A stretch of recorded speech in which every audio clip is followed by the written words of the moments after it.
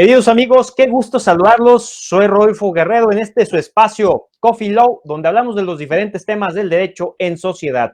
En esta continuidad de conversatorios online, donde nos damos a la tarea de analizar y reflexionar juntos de temas de gran importancia en el ámbito legal y que obviamente repercuten día a día en nuestras vidas cotidianas. Para bien, por supuesto, robusteciendo el Estado de Derecho, innovando y creando, desde luego, un actuar puntual sobre cada cosa que se va presentando. En este caso, vamos a tratar, pues, la edición número 2 de un tema, algo importantísimo para todos los que estamos como operadores jurídicos en este sistema de justicia, ya sea si es parte de México o de cualquier otro país de América Latina, ya que todos los que estamos inmersos en esta pandemia, pues estamos viendo cómo podemos seguir con la tarea de brindar justicia a aquel que la demanda. En este caso, vamos a hablar de los retos y oportunidades en la impartición de justicia online. Sin más, bueno, te pido que te pongas cómodo, que agarres un buen café para que te actives junto con nosotros. Y bueno, comenzamos.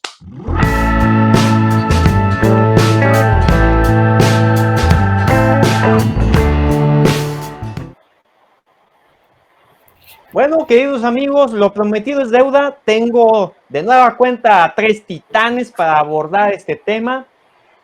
Uno de Argentina, uno de Chile y uno de nuestro país, México, que a continuación los presento. Nos acompaña de nueva cuenta el doctor Luis María Palma, presidente electo de la International Association for Court Administration, IACA, y presidente de eJustice Latinoamérica en Argentina, un conocedor e implacable académico que, bueno, nos va a compartir pues algunas inquietudes que nos dejaron en la última ocasión en las redes sociales. Bienvenido, querido doctor Luis María, muchas gracias. Muchas gracias a usted, licenciado, un honor acompañarnos. También nos acompaña desde Chile el licenciado Claudio Pavlik Pelis. Él es socio fundador de Estudios Jurídico Arias, de la Masa, Pavlik Abogados. Y bueno, pues muchísimas gracias, estimado licenciado, maestro, por estar aquí acompañándonos de nueva cuenta. Buenos días, esperemos avanzar en el tema y muchas gracias por la invitación para la segunda parte. Muchísimas gracias a usted, querido maestro y amigo. En este caso también, pues agradecer mucho la participación de el maestro Joel Urrutia Hernández. Él es director de Tecnologías de la Información del Supremo Tribunal de Justicia del Estado de Jalisco. Bienvenido, mi estimado Joel. Muchísimas gracias, Rodolfo. Un saludo a todos y empecemos. Muchas gracias. Claro que sí, pues vamos a comenzar siempre con esta resolución en este ABC de las cosas, de varios comentarios que nos hicieron llegar, ya sea el WhatsApp directo de esta sociedad que es Coffee Law, y desde luego de todas las redes sociales en las cuales nos están viendo en este momento en vivo, que las podríamos resumir de la siguiente forma: cómo se está dando la digitalización y la informatización de la administración de la justicia, cuáles son los puntos que debe de actuar el Poder Judicial en la implementación de esta justicia en línea, de esta justicia online, para que puedan trabajar los distintos operadores jurídicos, y bueno, también casos de la perspectiva latinoamericana de la eJustice, y desde luego cómo lograr una inclusión en el uso de las TIC en la impartición de la justicia. Bueno, estos son algunos puntos. Concretamos varios de sus comentarios en estas 4 premisas. Desde luego, pues hay otros puntos que nos van a dejar nuestros grandes invitados en consideración. Primero comenzamos con el doctor Luis María, posteriormente con el licenciado Claudio Pavlik y posteriormente contigo, mi estimado Joel Urrutia. Bueno, en esta etapa, pues cada uno contará con unos 6 minutos en esta introducción. Hay que recordar que obviamente varios de los puntos torales también se van a estar abordando en el desarrollo, y lo más importante es que participes, que hagas latente tus preguntas y comentarios que vayan surgiendo con las participaciones en la caja de comentarios de las redes sociales en las cuales estamos en vivo. Bueno, sin más, le cedo el uso de la palabra a usted, querido doctor Luis María. Lo escuchamos con mucha atención. Muchas gracias, licenciado. Es un honor acompañarlos nuevamente. Y voy a tratar en esta presentación, que les pido, si son tan amables, ir pasando las láminas, primero de sintetizar, dado que, como usted bien lo dijera, la idea es responder a las consultas realizadas durante el anterior Café Jurídico, cuáles serían los temas a tratar para después, en la segunda parte, propiamente concentrarme en ellos. Por eso, como usted decía, la estructura ha sido esta. Si vemos en la siguiente lámina justamente esa denominación, les pido por favor pasar la correspondiente. No sé si se está viendo, pero yo sigo viendo el título de la presentación mía, lo que pasa Ya la está. siguiente. Muy bien. Los temas que traté de extractar como preguntas y que en honor a la brevedad no voy a reiterar porque usted ya los ha sintetizado muy bien. Paso a la siguiente lámina, que tiene que ver con lo que dijera anteriormente. Recuerdan que tuvimos que sintetizar de manera bastante escueta incluso lo que estábamos en aquel momento diciendo, pero porque me parece en algunos puntos, especialmente en la introducción, que es importante tener esto presente. Estamos hablando en América Latina de países en los cuales hay enormes desigualdades, una gran asimetría en lo que es la distribución del ingreso, que se ha visto agudizada en situaciones como las que hoy en día estamos viviendo. Por lo cual, no está de más recordar que existen compromisos internacionales como estos que aquí ven, independientemente de las circunstancias en que fueran imaginados, siguen siendo una hoja de ruta a partir de la cual se elaboren políticas públicas en este mismo sentido. Por eso creo que es importante tener presente la necesidad de proveer una mejor justicia, para lo cual la tecnología nos puede ayudar, si bien no es, y lista de serlo, por supuesto, exclusivamente la única vía para que así se logre. Y en este aspecto, el Objetivo de Desarrollo Sostenible número 16, que habla de paz, justicia e instituciones sólidas. Teniendo presente la calidad que a través de la justicia en línea podemos alcanzar, insisto, no siendo la única vía, y especialmente pensando en todos quienes no tienen siquiera electricidad, claramente no podría ser la única vía, pero además, y esto conecta con el Pacto Internacional de Derechos Económicos, Sociales y Culturales, la cuestión de hacer un uso eficiente de esos recursos. No porque la eficiencia sea la finalidad de toda política pública, sino porque cuanto mejor utilicemos los recursos, más justicia le daremos a más gente. No es lo mismo hacer justicia en 5 años que en 6 meses. En ambos casos estamos siendo eficaces porque cumplimos el objetivo. Pero creo que la eficiencia también tiene que ver con el tiempo y con hacer las cosas más rápido. Primero mejor y después más rápido, en ese orden. La tecnología es una herramienta que nos ayuda especialmente a esto último y puede contribuir a lo primero, a la calidad. Después veremos cómo. En la lámina siguiente vemos algo a lo cual estamos acostumbrados prácticamente en estos últimos, yo diría, casi 100 días de nuestra vida, en todo momento, a vivenciar. El uso del teléfono, la tableta, la computadora. Todo esto claramente implica parte de nuestra vida y además en la lámina siguiente allí lo vemos, y con esto termino la recapitulación para después pasar en la segunda parte al tratamiento temático, saber que nada de esto es definitivo. Estamos permanentemente evolucionando. Mientras hablamos, la tecnología evoluciona. Todo esto posibilita que podamos comunicarnos, como en este momento lo estamos haciendo, y a la vez prestar mejores servicios. Naturalmente, esto tiene sus peligros por el hecho de que el uso de estas herramientas puede llevar a deformaciones. La privacidad de las personas ya no es lo que era en ningún sentido.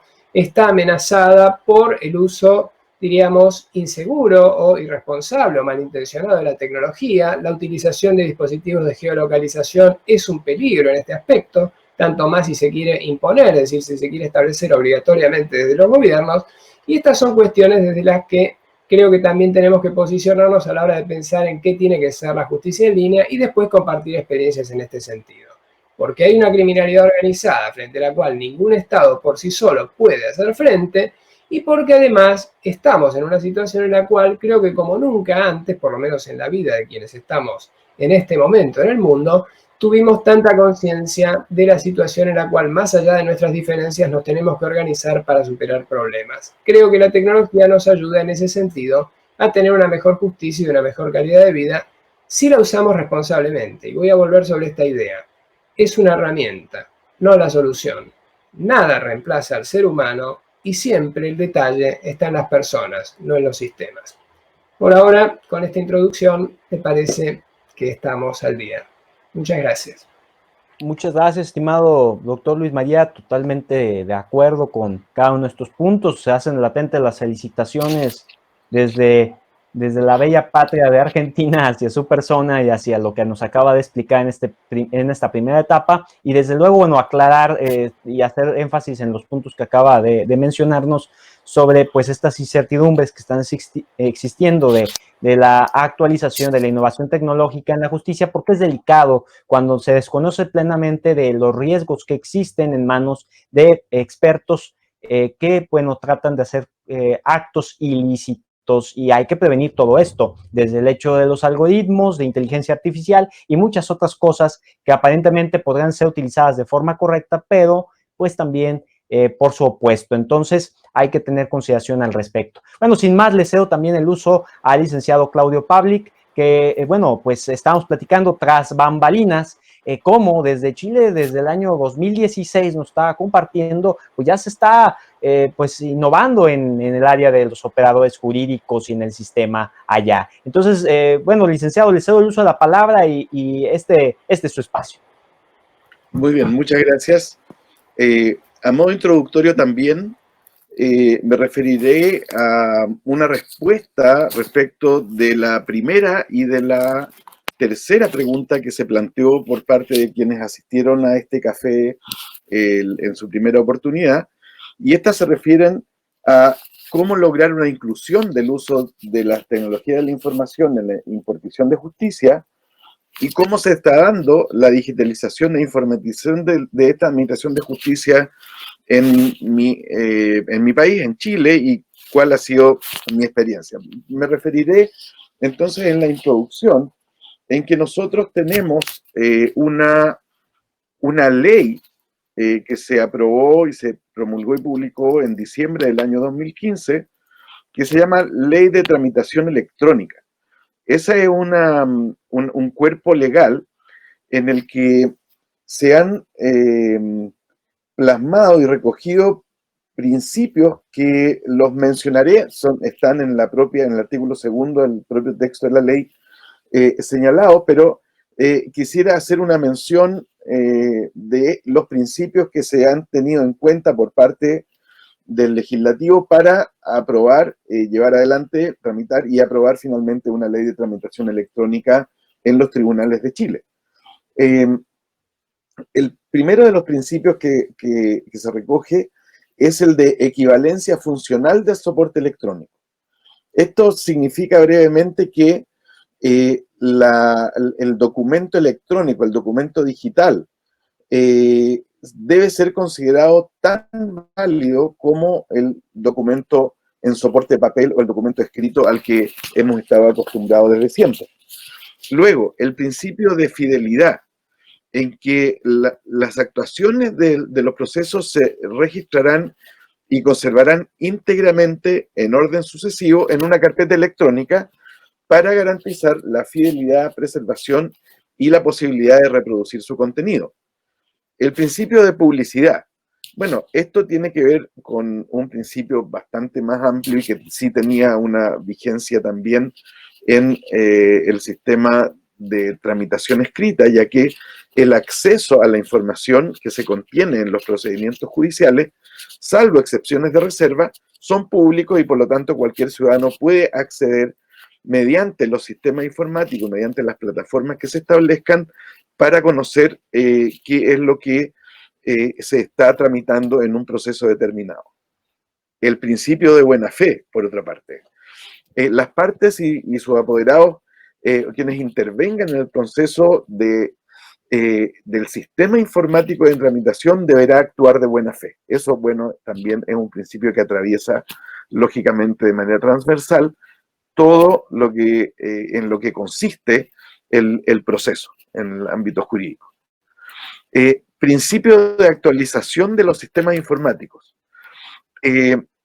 La actualización y por lo tanto el poner al día mediante los avances que vayan apareciendo en el horizonte del desarrollo de los sistemas digitales de operación tienen que ser recogidos también por la herramienta de tramitación electrónica de manera que pueda estar aprovechando los avances permanentes que siempre se espera se produzcan durante el futuro respecto de la facilidad, la fluidez, la capacidad de contener mayor cantidad de información en menor espacio, etc. Y finalmente el principio de cooperación, en que se plantea que no solo los tribunales de justicia tienen que estar imbuidos de esta nueva mirada sobre el cómo hacer su trabajo, sino también los órganos auxiliares de la administración de justicia, las instituciones públicas y otros órganos que deben adecuar también sus sistemas para interactuar de modo expedito, de modo fácil, para evitar que un problema de coordinación o de interconexión bien coordinada, la falta de ello provoque alguna dificultad en cómo hacer la adecuada tramitación de los procesos que se están regulando en esta ley. Más adelante iré contestando también las otras preguntas que se han planteado en cómo es que ha resultado la aplicación de esta norma y de sus regulaciones en la tramitación de los procesos civiles principalmente. Eso a modo de introducción, Rodolfo. Muchísimas gracias, querido amigo Claudio. Desde luego es importantísimo que podamos comprender todos estos puntos. Nada va por separado, eso lo quiero dejar muy claro, porque por más que uno trata esta importante unión derecho, tecnologías de la información y comunicación, hay muchas veces que estamos muy arraigados de cierta forma a que las cosas deben de ser como nosotros ya teníamos acostumbrado a hacerlas y lamentablemente no, es optimizar o morir. Entonces, bajo este entendido es importante que todo esto quede bajo el análisis y también ya la implementación. Mientras Joel activa el sonido, vamos a ir con el desarrollo, de este conversatorio. En este caso, cederle nuevamente el uso de la palabra al doctor Luis María Palma, porque bueno, hay mucha resolución a las controversias que presentamos al principio de este conversatorio y bueno, pues es importante escuchar sus puntos al respecto. Estimado doctor Luis María, tiene el uso de la palabra.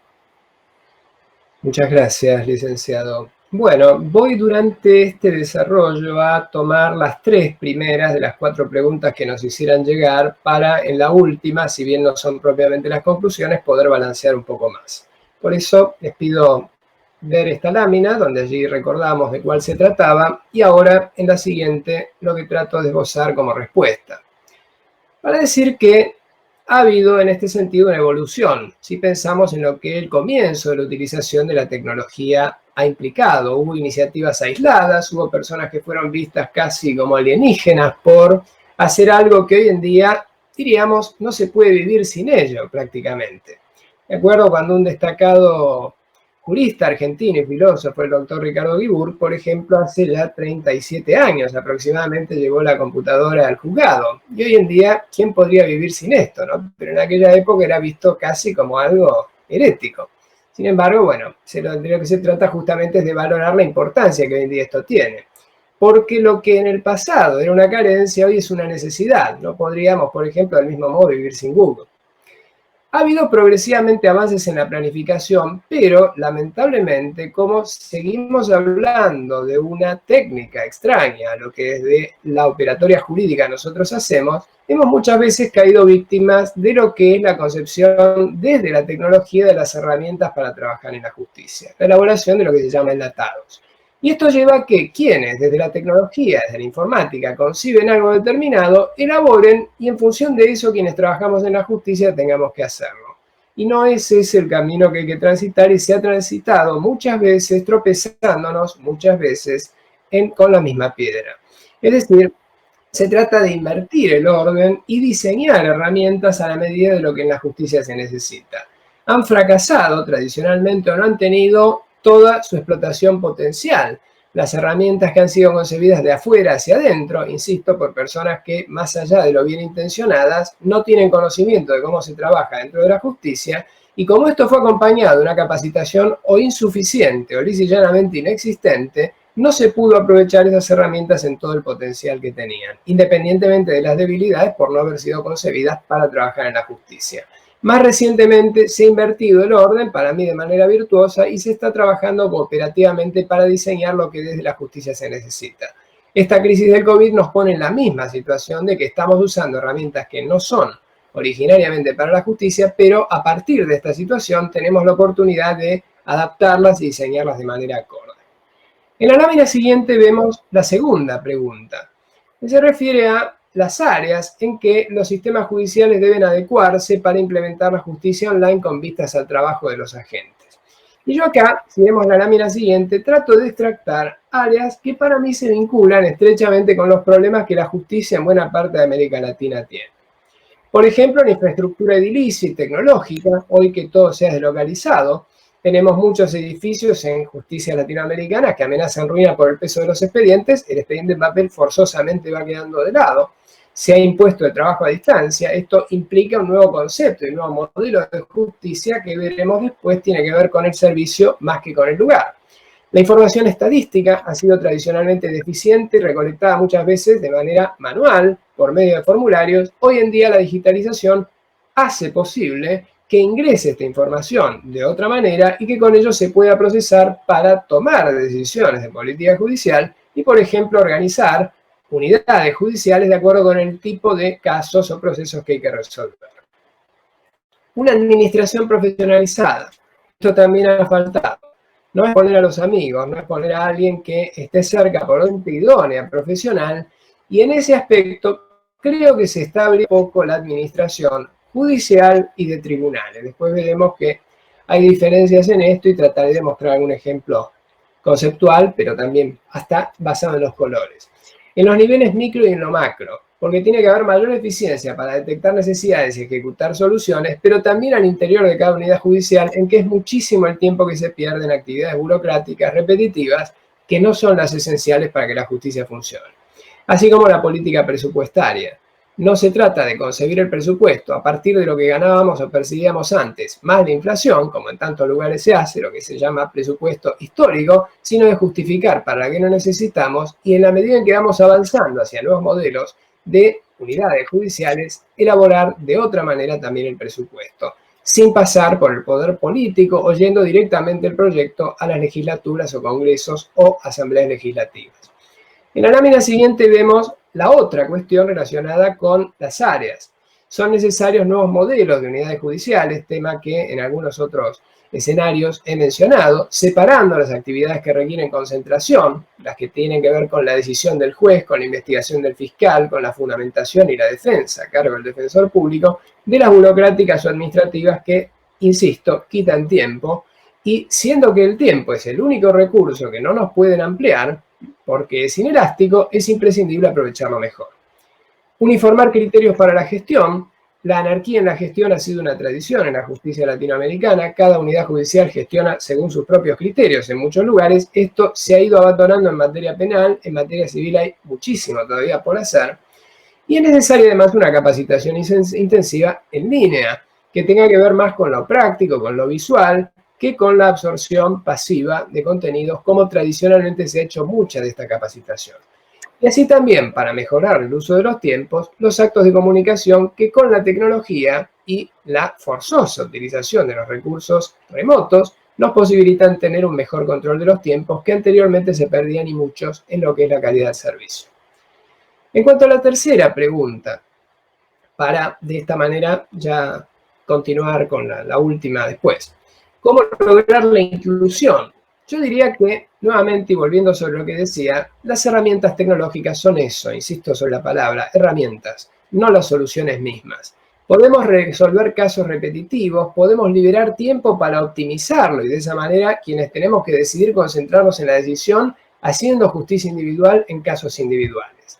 En este sentido, traigo a colación las palabras de un destacado experto argentino y querido amigo, Horacio Granero, que en una reciente conferencia sobre inteligencia artificial y derecho, organizada por la Universidad Católica y FIADI, hizo mención a esta cuestión, a lo que se llama reserva de humanidad, a tener presente que el ser humano, si le tenemos miedo a las máquinas y a los programas, es imprescindible para detectar los errores.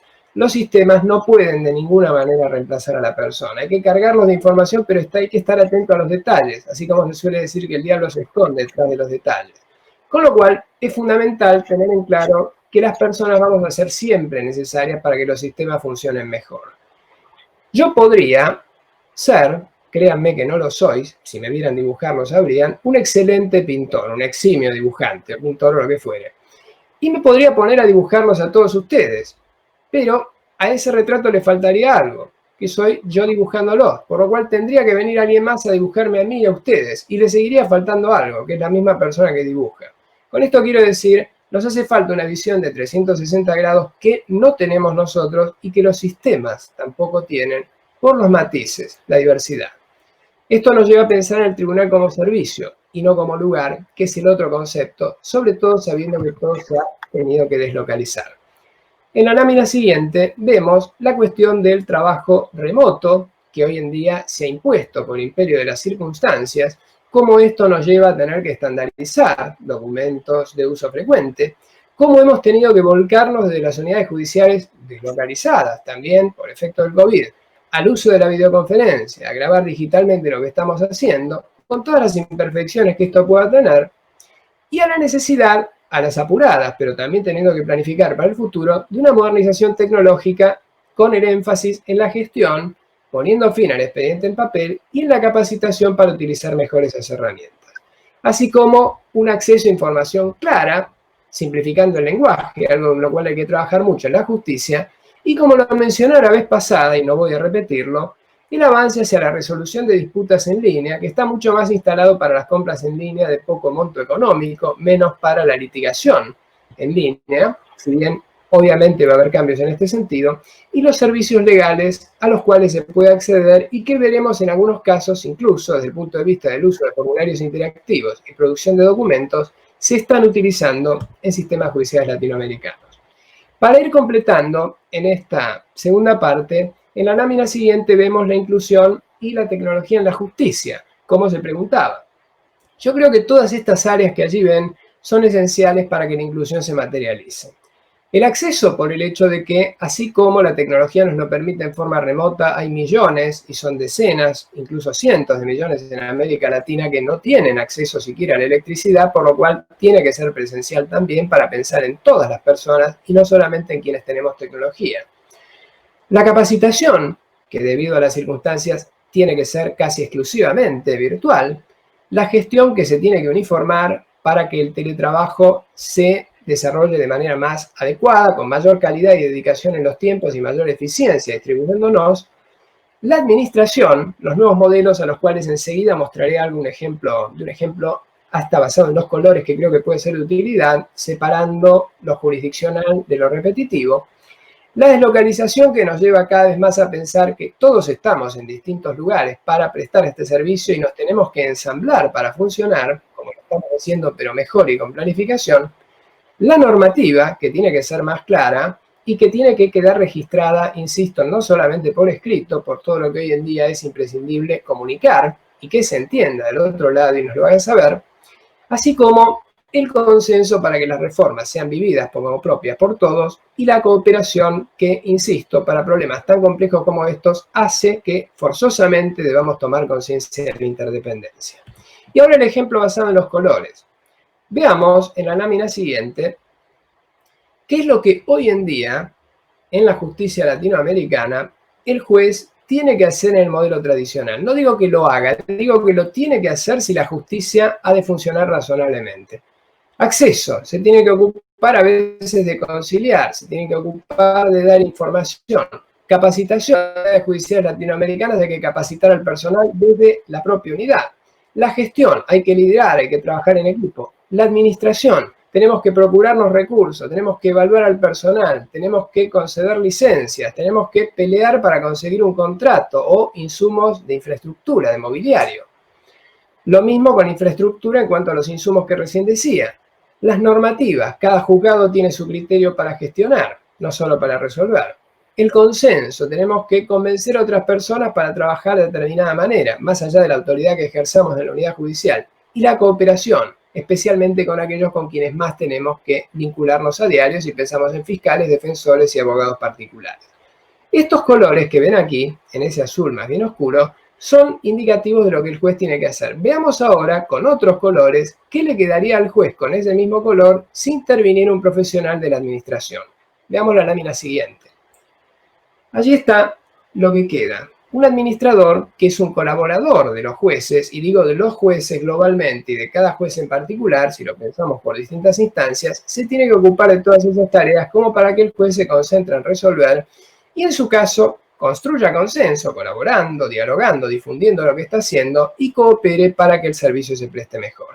Es decir, pensemos cuánto de todas las actividades que ven en esos distintos colores tiene que ver propiamente con resolver conflictos. Creo que llegaremos a la conclusión de que directamente muy pocas de ellas tienen que ver. Lo cual conlleva que el juez se tenga que concentrar, así como los otros magistrados a que me refería, en hacer estas tareas. Si lo puede hacer optimizando los tiempos, que insisto, no se nos pueden ampliar por razones obvias, estaremos en mejores condiciones de que la justicia tenga mayor calidad. Y para ir ya cerrando y ceder la palabra, en la lámina siguiente, un tema sobre el que dije algo la vez pasada, simplemente lo muestro, voy a considerar algunas aplicaciones en la última parte, lo que se refiere a la inteligencia artificial, cómo hoy en día podemos a partir de la gestión digitalizada absorber mayor cantidad de información y desarrollar un aprendizaje de máquinas que nos permita, estableciendo determinados parámetros, dar mayor previsibilidad, organizar mejor la información, tener mayor facilidad para encontrar lo que necesitamos y nos va para conseguir esa información y optimizar de esa manera el tiempo de quienes estamos trabajando en la justicia y de quienes como abogados llevamos a la justicia los problemas para saber dónde buscar la información y dónde están los criterios de esos órganos o de esa jurisdicción o de ese fuero ante el cual tenemos que litigar. Con lo cual, y con esto cerramos esta parte, me parece, y se lo sugiero, que puede ser de utilidad para saber cuál es el estado del arte de la injusticia en el mundo, acceder a la información, por ejemplo, de las conferencias de tecnología de cortes que una institución de la que soy consultor, el National Center for State Courts, desarrolla cada 2 años. Yo participé de una hace muchos años, recuerdo ya en 1989, en Los Ángeles, California, en que pude ver algunas aplicaciones de las cuales solamente mostraré algo, pero que de ahí en más nos permiten, poniéndonos en situación de lo que pasa en distintos lugares del mundo y particularmente en los Estados Unidos, ver qué es lo que se está haciendo. Y allí ven, simplemente a título ejemplificativo, no me voy a poner a describirlas porque creo que se pueden leer, solamente menciono la que figura primero porque me impresionó de aquella época que les digo, 21 años atrás, Claim Resolver. Era una mediación en línea que en ese momento, estamos hablando de inicios de este milenio, ya estaba disponible, cosa que tal vez en otros lugares nos parecerían casi, diríamos, de ciencia ficción y que hoy en día la realidad nos está claramente poniendo en situación de tener que aceptar casi como naturalmente. Más allá de lo cual existen sistemas como Do Not Pay, Hello Divorce, Robot Lawyer, Ascarla, Resolver y también la idea del juez robot que facilita contar con herramientas para resolver casos repetitivos de poco monto económico y en que no se requiere demasiada elaboración. Con esto cierro esta parte y en la última me dedico a la cuarta pregunta vinculada a los sistemas judiciales de la América Latina. Muchas gracias. Muchísimas gracias, querido doctor. Bastante ilustrativo para aquellos que piensan que nunca ha existido una innovación y vaya que esta se viene gestando desde varios años atrás a la fecha y bueno, hoy por hoy están viendo nuevos desarrollos publicados, de alguna manera presentados en España en días recientes y nos queda claro que esto no va a parar. Y bueno, estimado Joel, ¿nos escuchas bien? Sí, claro. Excelente. ¿Qué cantos de sirena, mi estimado amigo, escucharte aquí en este conversatorio? Pues muchas adelante gracias. Con tu introducción y desarrollo. Perfecto. Adelante. Muchísimas gracias a todos. Gracias por la invitación de nuevo. Comentarles, si bien es cierto que actualmente contamos con una sociedad altamente informatizada, ya que no se puede concebir ahora sí a los seres humanos sin una interdependencia o interacción con un mundo ya globalizado, ¿no? Es por eso que en el Poder Judicial se han ido incorporando tecnologías de la información para hacer una justicia pronta, expedita, efectiva e imparcial a favor de los justiciables. Y así nosotros promover una gestión judicial basada en transparencia, participación, colaboración, con el fin de garantizar el Estado de Derecho, ¿no? Entonces, nosotros, un eje rector primordial en el Poder Judicial del Estado de Jalisco es la modernización y así agilizar los procesos, optimizando recursos, que eso es muy importante, los recursos tanto humanos como materiales, ¿no? Entonces, ¿qué tenemos que hacer? Pues prácticamente tenemos que acortar o facilitar la brecha digital que tenemos entre la sociedad y, en este caso, nosotros, el Poder Judicial, ¿no? ¿Qué estamos haciendo actualmente? Una de las preguntas que nos hiciste muy amablemente de llegar, Rodolfo, actualmente la digitalización en la Administración de Justicia se está dando de una manera paulatina. Hemos tenido un mayor empuje, lamentablemente, por los tiempos de la pandemia, aunque en verdad ya existía un proyecto de parte de nuestro presidente Ricardo Suro en acelerar la digitalización, ¿no? Que hoy en día, en cuanto al Poder Judicial, dado todo el asunto de la contingencia, ha hecho que esto tenga un poco más de aceleración. Se está empezando por la materia familiar, seguirá la materia civil y posteriormente será la materia mercantil. Y así pues, a finalizar este año, tendremos ya una realidad de tener un expediente electrónico en todas las materias en el Poder Judicial de Jalisco, ¿no? ¿Por qué paulatinamente? Ahorita por el tema de la pandemia, pues no podemos empezar el tema de implementación en todo el estado, pues tenemos que ir paulatinos y un proceso que nos lleve a capacitar y demás a los funcionarios del Poder Judicial, ¿no? Se está contando, se está haciendo un sistema, bueno, ya está hecho por ahí, entonces tenemos que capacitar y tenemos que empezar el proceso de digitalización. Sí, pero sí que tenemos que tener en cuenta que debemos de adecuar unos puntos muy importantes para el tema de la implementación de la justicia en línea, ¿no? Que básicamente tenemos que trabajar con el Poder Legislativo para adecuar algunas leyes que para poder darle un mayor auge, ¿no? Lo que viene siendo el Código de Procedimientos Civiles y entre otros, ¿no? Que ese es un punto muy importante, tenemos que trabajar de la mano junto con el Poder Legislativo y poder sacar adelante este tipo de reformas, ¿no? Algo también que se está anuando en el Poder Judicial, debemos modificar las herramientas y hacer una mayor inversión en cuestión de tecnología y así facilitar al justiciable poder tener un vínculo informático confiable, ¿no? Yo la vez pasada fui muy enfático en el tema de seguridad, ¿no? Que el ciudadano debe estar muy seguro de lo que está haciendo, sus promociones se estén llegando y viceversa, nosotros como institución, poderles garantizar que es un medio electrónico seguro, que tener altamente disponible todos nuestros sistemas informáticos, ¿no? Por eso tenemos que trabajar en una inversión de infraestructura, tenemos que trabajar en adecuación de sistemas responsivos, ¿no? Y así poder lograr una inclusión en el uso de las tecnologías de la impartición de justicia, ¿no? ¿Cómo podemos hacer esto? Tenemos que facilitar el uso del Internet. Primero, tener las herramientas y crear aplicaciones amigables para que el justiciable le sea fácil poder desenvolverse y poder usarlas. Actualmente, como mencionó mi compañero Luis Mario Palma,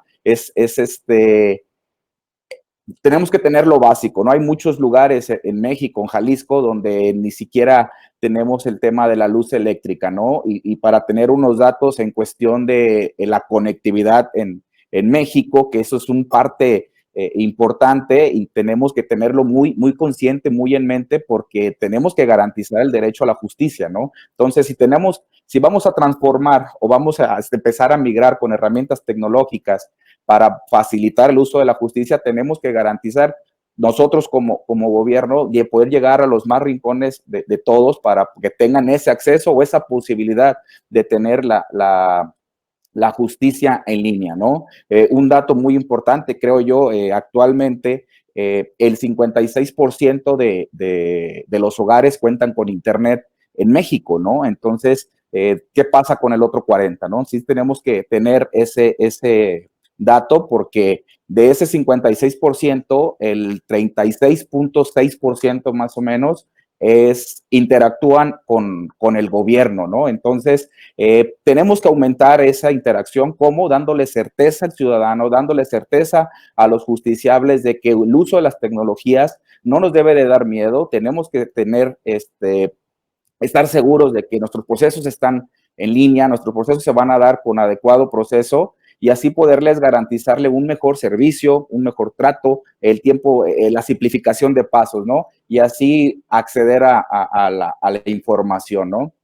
Entonces, prácticamente en Jalisco, lo que estamos haciendo, creo que vamos bien. Insisto, es un proyecto que se tiene ya con el liderazgo de nuestro presidente. Entonces, esa visión es la que tenemos que tener, pues no solo Jalisco, ¿no? Sino todo México, toda Latinoamérica, de que tenemos que cambiar esto, tenemos que tener procesos judiciales más autónomos que nos ayuden a la justicia, ¿no? Utilizando herramientas de calidad, utilizando herramientas que los podamos tener desde casi de un teléfono, ¿no? Porque regresando a un tema estadístico, el 70% de la población utiliza un teléfono en lugar de una computadora, ¿no? Entonces tenemos que ser muy cuidadosos en lo que estamos haciendo, en los desarrollos móviles, en los desarrollos de software, que deban de ser pues seguros, ¿no? Entonces, sí tenemos que cumplir con esa transparencia, y para poder establecer algo de que sea anticorrupción, ¿no? Prácticamente con los medios electrónicos nos va marcando la pauta de dónde está tu proceso, quién lo tiene, cuánto tiempo está pasando en tu proceso, por qué está detenido, y entonces prácticamente eso a la sociedad le garantiza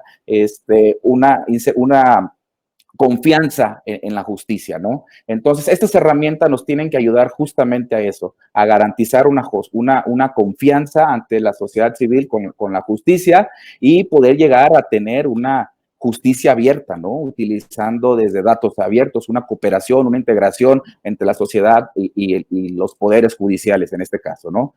Sin más por el momento, pues muchísimas gracias, Rodolfo. Me quedo para el tema de la conclusión. Gracias a todos.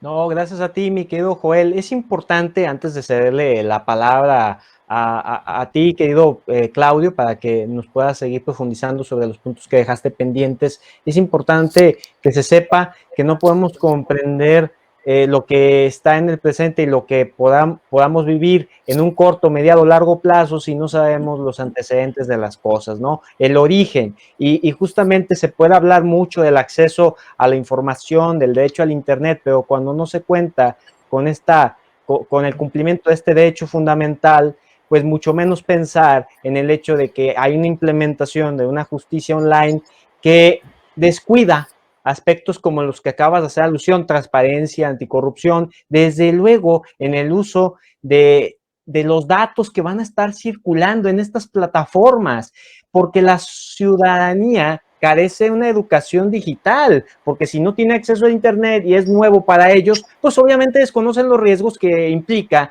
el hecho de utilizar tecnologías. Y para aquellos que también quieren innovar ciertas industrias como personas morales o como personas físicas, de repente se les hace fácil desconocer de avisos de privacidad, de términos y condiciones y una serie de cosas que son importantes hoy por hoy, que estamos hablando que el crecimiento de las plataformas en línea es de más de un 50, 60, 70%. Es decir, desde que se dio este suceso de la pandemia, el simple hecho del e-commerce ha crecido básicamente a 10 años hacia el futuro. Estamos hablando que estamos viviendo en la época del e-commerce, no de un 2020, de un 2030. Es impresionante todo esto. Bueno, sin más, en este pequeño paréntesis, le cedo el uso de la palabra, querido licenciado, maestro Claudio Pavlik.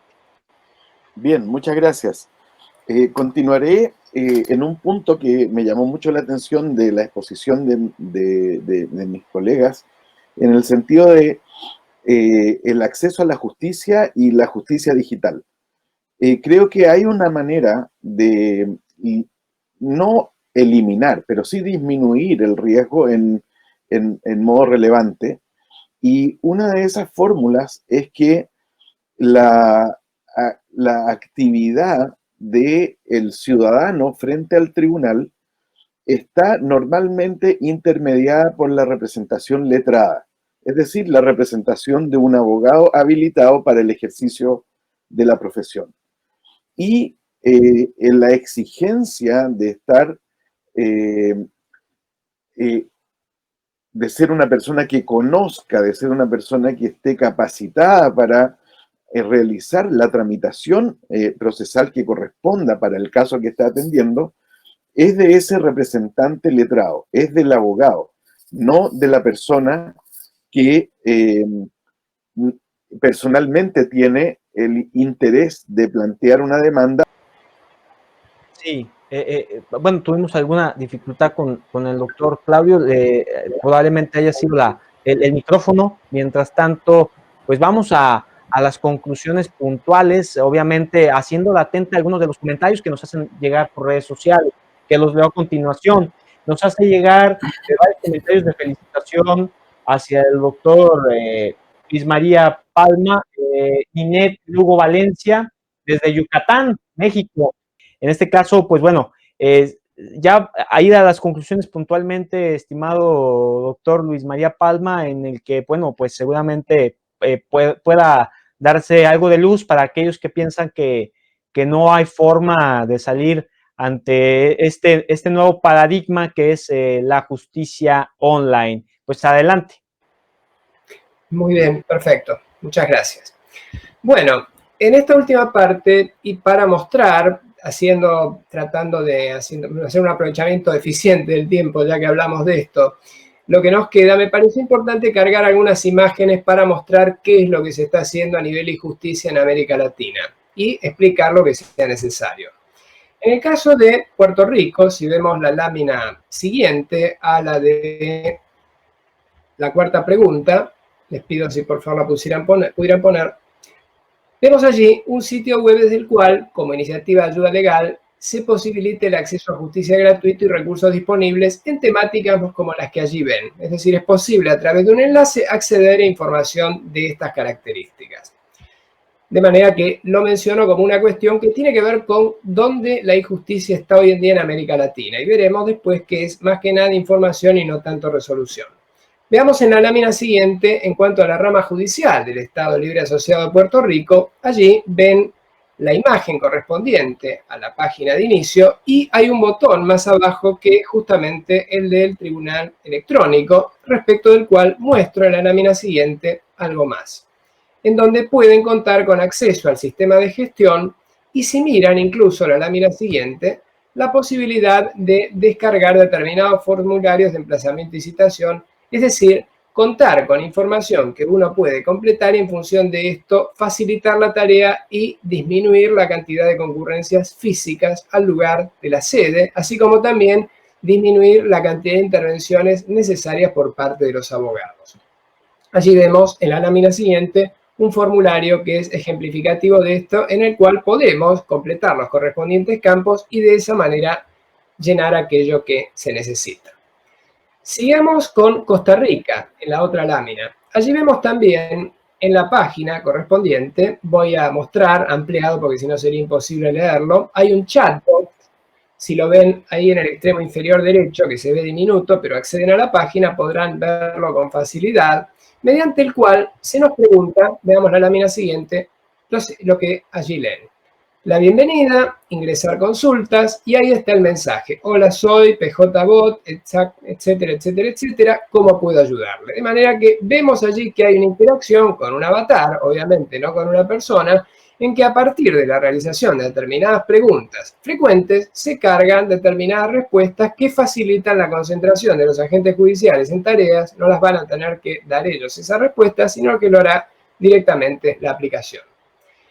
En la lámina siguiente vemos una aplicación de Argentina, concretamente en el Ministerio Público Fiscal de la Ciudad Autónoma de Buenos Aires, llamada Prometea, en que se desarrolla asistencia predictiva, basándonos en dictámenes precedentes y con base en preguntas que el propio sistema le va realizando al usuario, es posible preparar un borrador de dictamen que facilita la concentración de la gente en los detalles. Es decir, se simplifica mucho la tarea que el fiscal puede en este sentido hacer. Destaco el fiscal. No estamos hablando de todo el sistema judicial, sino del Ministerio Público en particular. hay bastante para hacer en términos de decisiones, en este sentido, que obviamente incumben al juez y que no están todavía, al menos, desarrolladas a un suficiente nivel en lo que hace ese campo específico. Por otro lado, destaco también, en el caso de Argentina, un sistema en la órbita privada que es Sherlock, desarrollado por eldiario.com, en que se ha cargado la jurisprudencia que la editorial mencionada tiene y que lleva a cabo el análisis de casos sobre determinados temas e informa el porcentaje de decisiones en uno u otro sentido, con lo cual se identifican algorítmicamente determinadas palabras relevantes y se analizan los precedentes para dar una respuesta. En la lámina siguiente vemos allí, solamente para que se cuente con la visual respecto de esto mismo, que en Colombia se dispone de información en línea que también es posible acceder, consultar y en su caso descargar para facilitar tareas. Pero, insisto, no estamos hablando propiamente de impartición de justicia en línea. En Ecuador lo mismo, si ven la lámina que continúa. Allí se ve la ventanilla virtual a partir de la cual es posible realizar determinados trámites y con el permiso del distinguido compañero Claudio, me permito solamente mostrar en la página de inicio del Poder Judicial de Chile la guía de atención al público en términos de COVID y la información a la cual es posible acceder desde ese mismo ámbito. Y ahora con, finalmente, el permiso de los distinguidos amigos de México, la posibilidad de ver en la siguiente lámina el portal de servicios en línea del Poder Judicial de la Federación.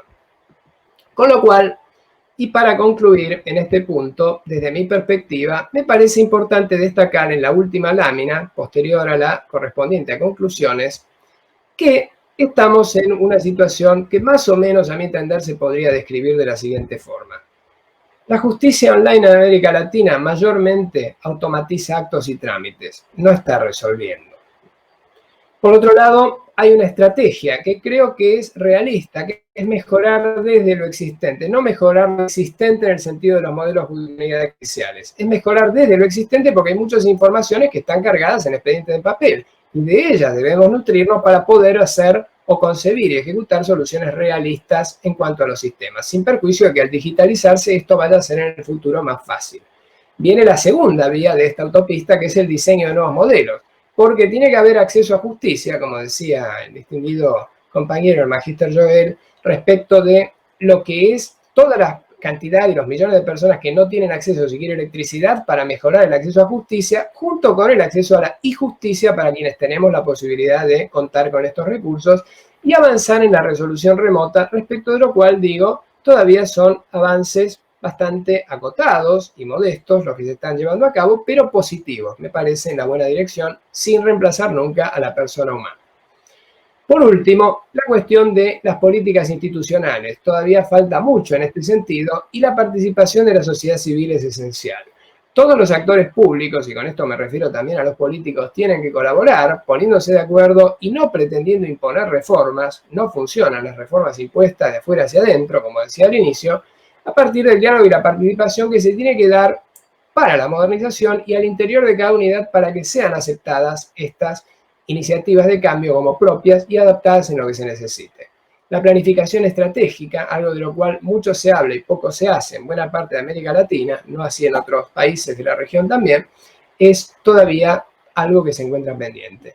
Para tener en claro que nada de lo que hagamos será definitivo, es decir, es un camino como el de la evolución tecnológica que no tiene punto de llegada.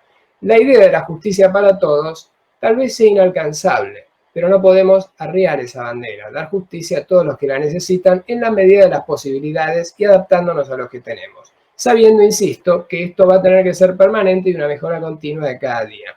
Porque, recordando a Romero Roland, nada estará hecho mientras quede algo por hacer. Y creo que ese es nuestro desafío. Muchas gracias.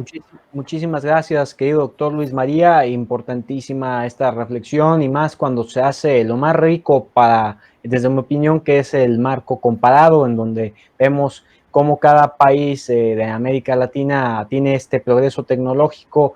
Aquí en México, y yo creo que no es en excepción, en cada país de América Latina, pues tiene algunas diferencias en cuestión de cómo se van actualizando algunos de los tantos organismos e instituciones que se tengan, ¿no? En este caso, mencionaba el Consejo de la Judicatura y debo de agregar que en el Estado de México pues está el Tribunal en línea y bueno, esto es importantísimo porque el Tribunal Electrónico para que pues pueda también tener una prontitud y una actualización en todo esto. Bueno, doctor Claudio, pues ya lo tenemos de nueva cuenta, adelante.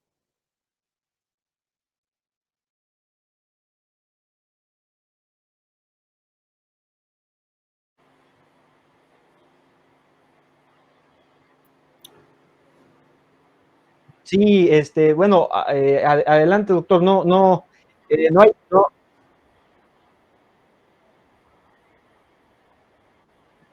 ¿Sí? Ok. Ok. Mientras estamos arreglando pues alguna pequeña interferencia de sonido con el doctor Claudio, que bueno, pues vamos eh, vamos a establecer nuevamente la conexión con el doctor Claudio y mientras tanto vamos a establecer en este momento las conclusiones de ti, mi estimado Joel, para que nos hables al respecto de qué es lo que sigue para el Supremo Tribunal del Estado y por qué no también tus visiones sobre que nunca debe de ser como el agua y el aceite, que es la sinergia entre el derecho y las TIC, que vemos que obviamente no es de hoy, es de hace muchos años, pero que hoy toma una especial relevancia dado las circunstancias que vivimos. Adelante. Sí, mira, yo terminaré comentando que, pues si bien es cierto que la utilización de las tecnologías de la información en la justicia no ha sido una tarea sencilla y día a día tenemos que seguir actualizando, ¿no?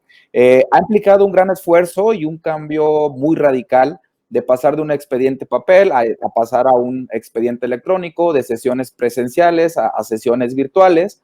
Es por eso que tenemos que redoblar esfuerzos para poder llegar a tener una justicia abierta, ¿no? Reenfocando hacia dar un mejor servicio a las personas y así por fortalecer la credibilidad del acceso a la justicia y restablecer la confianza en el sistema judicial, ¿no? Entonces, tenemos que trabajar muy de la mano también con la sociedad para poder realizar algo, poder tener una plataforma, unos accesos a la justicia muy buenos, ¿no? Entonces, gracias Rodolfo, gracias por este espacio. Vienen muchas cosas para el Poder Judicial. Estamos trabajando con una visión muy a futuro en ese sentido de que tenemos que llegar a tener una justicia pronta y expedita utilizando los medios electrónicos. Muchas gracias, Rodolfo. Gracias a ti, mi querido Joel. Es un placer tenerte en este espacio, al igual que el doctor Luis María Palma, siempre. Y bueno, en este momento ya se conectó nuevamente el doctor Claudio. Le pregunto a mi producción, ¿lo escuchamos perfectamente? Perfecto. Entonces, ya sin más, estimado Bien, doctor y buen amigo, lo escuchamos con mucha atención. Adelante. Bien, muchas gracias. Sí, bueno, lamento que esto haya ocurrido, pero esto debe ser también una lección para recoger en el ámbito del desarrollo y ejercicio de la justicia online. Hay problemas de conectividad en ocasiones que pueden impactar negativamente en la forma como se desarrolla una audiencia, por ejemplo, mediante esa herramienta de videoconferencia. Entonces, muy brevemente, haré una explicación acerca de un ejemplo de tramitación de acuerdo a la ley 20.886, que fue aquella que comencé exponiendo en mi primera intervención. Si es que yo atiendo a una persona que requiere realizar una demanda civil de indemnización de perjuicios, yo puedo preparar el documento de la demanda. Sí, hemos tenido algunas complicaciones con la señal en estos momentos de el querido doctor Claudio, que nos queda claro que, como bien señala, es uno de los desafíos que se deben de vencer y pues, bueno, es algo inevitable, como diría el mismo derecho, ante un fenómeno natural, pues, ¿qué puedes hacer, no? Es lo mismo ante las bondades de la tecnología, si toda la conectividad falla en una sesión online de los famosos mecanismos de los ODR, pues ahí qué vas a poder hacer. Vas a tener que añadir luego una sesión posterior y que yo creo que en esta ocasión es lo que vamos a hacer con contigo, mi querido amigo Claudio, para que nos des tus conclusiones, estableciendo pues la conexión de una manera más fluida y que no nos suceda esta ley de Murphy. Bueno, pues agradecer mucho puntualmente a cada uno de quienes nos han acompañado por segunda ocasión en este conversatorio online sobre los retos y oportunidades en la impartición de justicia online. En primer término, pues agradecer muchísimo al doctor Luis María Palma, presidente electo del International Association for Court Administration, IACA, y presidente de eJustice Latinoamérica en Argentina. Muchísimas gracias, estimado doctor Luis María, y como siempre, la invitación reiterada. Muchas gracias, un honor acompañarlos. Hasta siempre. También al buen maestro y amigo Joel Urrutia Hernández, director de Tecnologías de la Información del Supremo Tribunal del Estado de Jalisco. Muchísimas gracias por acompañarnos, mi querido Joel. No, al contrario, Rodolfo, muchísimas gracias por la invitación. No, al contrario, y desde luego, pues, a nuestro querido amigo Claudio Pavlik, socio fundador de Estudios Jurídico Arias de la Masa, Pavlik Abogados, que pues muy pronto estaremos haciendo un ejercicio con cada uno de ustedes, mis queridos amigos, para pues seguir con esta sinergia hacia la actualización del operador jurídico, del abogado de mañana, porque hay muchos estudiantes hoy en día en las facultades de Derecho de todo el mundo que pues esto va a cambiar las reglas del juego y van a tener que actualizarse ante la nueva realidad. Los contextos que antes estaban latentes, previamente a la pandemia, pues ya no son los mismos posterior a la pandemia. Entonces habrá que considerar mucho de estos debates y puntos de interés. Pues si están de acuerdo, estaremos conectados y en comunicación para hacer posible estas opiniones consultivas de su parte. Mucho gusto. Claro que sí, con mucho gusto. Gracias.